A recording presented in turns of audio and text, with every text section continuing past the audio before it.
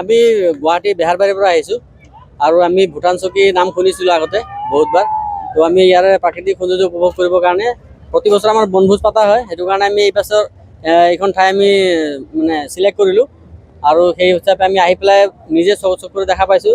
ইয়াৰ প্ৰাকৃতিক সৌন্দৰ্য খুব ধুনীয়া আৰু কমিটিও মানে বহুত সংগঠন আছে, তেওঁলোকে চাফ চিকুণতা বজাই ৰাখিছে। দ্বিতীয়তে আপোনাৰ প্ৰস্ৰাৱগাৰো তেওঁলোকৰ আছে, শৌচ পেচাবৰ কাৰণে মহিলা হওক বা পুৰুষে হওক তেওঁলোকৰ কাৰণে ধুনীয়া সুব্যৱস্থা আছে, য'তে ত'তে লেতেৰা চেতেৰা কৰিব দিয়া নাই। সেইখিনি আমি বিৰাট ভাল পাইছোঁ। কিমানজন টিম আহিছে? আমাৰ প্ৰায় 47জন মান সদস্য আহিছে বনভোজ স্থলীতে এই বছৰ। আমাৰ প্ৰথমতে মানে কি মাছ মাংসৰ পৰা আদি কৰি তাৰপিছত বহুত কিবা কিবি আছে আমাৰ, মানে এইখিনি ক'ব নোৱাৰি আৰু বাকী কিমান ক'ম আৰু হয় মোটামুটি আমাৰ চব ফেমিলি থাকে, প্ৰত্যেকবাৰে আমাৰ ফেমিলি থাকে। আমি মানে বেচেলাৰ নাহোঁ। আমাৰ জুবিনদাৰ বিহীন প্ৰথম বিহু আহিব, মাঘ বিহু। আমি জুবিনদাৰ বিহীন মাঘ বিহুটো বহুত উকা লাগিব আৰু যি হওক জুবিনদাৰ বিহীন নতুন বছৰ আহি আছে, কিন্তু জুবিনদাক এৰি আমি কেনেকৈ বিহু পাতিম সেইটোতো নাজানো। মনত যিটো আমাৰ দুখ আছে, যিমানখিনি ফূৰ্তি কৰিব লগা আছিল সেই ফূৰ্তিটো আজি হৈছে নে? নাই আচলতে আমি বহুত একদম আমাৰ বুকু ভাঙি গৈছে। জুবিনদাৰ কথা ওলালে মানে আমাৰ বুকুখন ভাঙি যায়। গতিকে আমি কেনেকৈ জীয়াই আছো একমাত্ৰ ভগৱান জানে। যদিও আমি আজি পিটিং বনাইছো, আমাৰ এটা মানে কি পৰম্পৰাৰ হিচাপত আমি এটা পালন কৰিছো। আমাৰ অন্তৰত এটা দুখ, যাৰ কাৰণে আমি এজন আমাৰ হাৰ্টছ অফ জুবিন গাৰ্গক আমি হেৰাইছো। এতিয়া আমি এটা কথাই জানো, যাতে আমাক চৰকাৰে প্ৰশাসনে আমাক যাতে উচিত ন্যায় দিয়ে, সেইটো আমি কামনা কৰিছো। আমাক জাষ্টিচ লাগে।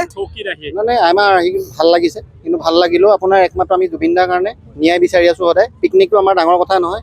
মাঘ বিহু জুবিনদা অবিহনে পালন কৰিব লাগিব আমি, বহাগ বিহু জুবিনদা অবিহনে পালন কৰিব লাগিব। আমি সেইটো বিচৰা নাছিলোঁ, একচুৱেলি ভবাই নাছিলোঁ যে জুবিনদা তেনেকুৱা এটা হ'ব বুলি।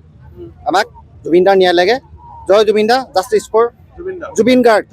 ভাল লাগিছে ইয়াতে আহি পেলাই। পৰিৱেশটো বহুত ধুনীয়া, প্ৰাকৃতিক পৰিৱেশটো বহুত ধুনীয়া। ইয়াৰে চিকুণতা ধুনীয়াকে চাফ চিকুণ কৰি পেলাই ৰাখিছে। প্ৰাকৃতিক সৌন্দৰ্যটো বহুত ধুনীয়া। ইয়াতে গছ গছনি আছে, এইফালে ঝৰ্ণাটো আছে, দেখিছে জুৰিটো আছে ন, বহুত ধুনীয়া। আগতে আহিছিল নে? আগতে নাই, এবাৰ ফাৰ্ষ্ট আহিছো। শুনিহে আছিল? শুনি আছিলো, আগতে শুনি আছিলো ভাল বুলি কৈ আছিলে। দূৰ হয় কাৰণে আহিব ভবা নাছিলো আৰু, কিন্তু এবাৰ বোলো নাই যামে, চাই আহিলো। বহুত ভাল লাগিছে, ধুনীয়া। কি আনিছে খাদ্য? আমি ব্ৰেকফাষ্টতো ব্ৰেড, তাৰপিছত বাটাৰ জেম, তাৰপিছত মাছ মাংস আনিছো। মাছ আনিছো, মাংস আনিছো, মটন আনিছো, চিকেন ফ্ৰাই অলৰেডি খালে তেওঁলোকে, আৰু এতিয়া বনাই আছে, আনিছো। দেখিছো আপোনালোকে খেলা ধূলাও কৰি আছে, আনন্দ আমি কৰিলো। ফাৰ্ষ্ট আমাৰ খেল হৈ গ'ল মিউজিকেল চেয়াৰ, তাৰপিছত ছেকেণ্ড আমাৰ টেকেলি ভঙা, এতিয়া থাৰ্ড বাচ্চাখিনিৰ ফক জামৰ কাৰণে প্ৰিপেয়াৰ কৰি আছো। বহুত ভাল লাগিছে। কি নাম তোমাৰ? দিগঙ্গনা দাস। কোন ক্লাছত পঢ়ি আছা? ক্লাছ 4। ইয়াত আহি কেনেকুৱা পাইছা? বহুত ভাল লাগিছে। আগতে একবাৰ আহিছিলো, কিন্তু ভালকে মানে মই চোৱা চিন্তা কৰা নাছিলো। কিন্তু এইবাৰ মই আহি কেনে মানে বহুত হৰ্চ ৰাইডিং কৰিলো, পানীত গলো, বহুত বস্তু কৰিছো। বহুত ভাল লাগিছে। নদীটোত নামিছা? ভাল লাগিছে? বহুত ভাল লাগিছে। মই গুৱাহাটীত থাকো, গুৱাহাটীত ঘৰ। ইয়াত প্ৰথমবাৰৰ কাৰণে হয় বহুতৰ মুখত শুনিছিলো যে খুব ধুনীয়া, আহিলো, সঁচাকে খুব ধুনীয়া। ভাল লাগিছে। আমি এটা মানে শুৱালকুছিৰ পৰা আহিছো। বহুত দূৰ আচলতে শুৱালকুছিৰ পৰা আহিছে। আগতে আহিছে আপুনি? অগাতে আহি পোৱা নাই এতিয়ালৈকে, কিন্তু আহিছো, ভাল লাগিছে। কিন্তু জাগা বঢ়িয়া লাগিছে আপোনাৰ, সেইকাৰণে এইবাৰ এইটো জাগা হেৰি কৰিছো আৰু মানে, কিন্তু আহি বহুত ভাল লাগিছে। আৰু কিমানজন আহিছে? আমি আপোনাৰ 12জন আহিছো ইয়াতে। আৰু আহোঁতে ধুনীয়াকৈ আমি জুবিনদাৰ গান শুনি আহিছো, বঢ়িয়া লাগিছে। আৰু মানে পিকনিকটো আমাৰ ঘৰৰ পৰিয়ালে গোটাইছিলে, সেইকাৰণে ধুনীয়া লাগিছে। চিকেন বনাই আছে। হয়।